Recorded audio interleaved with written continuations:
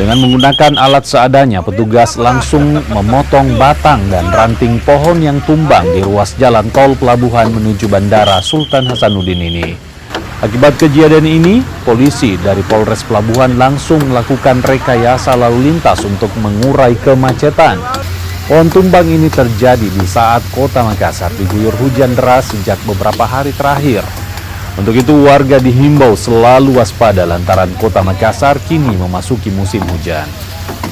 Tadi malam itu memang hujan keras dan angin kencang, jadi sehingga terjadi pohon tumbang. Saya himbau kepada pengguna jalan agar selalu menjaga ketertiban dan keselamatan. Ingat bahwa memasuki musim hujan itu banyak hambatan di jalan, salah satunya pohon tumbang, kemudian penglihatan terbatas, kemudian di jalan juga biasa kita dapati air tergenang, jadi itu salah satu bisa terjadi kecelakaan. Demikian.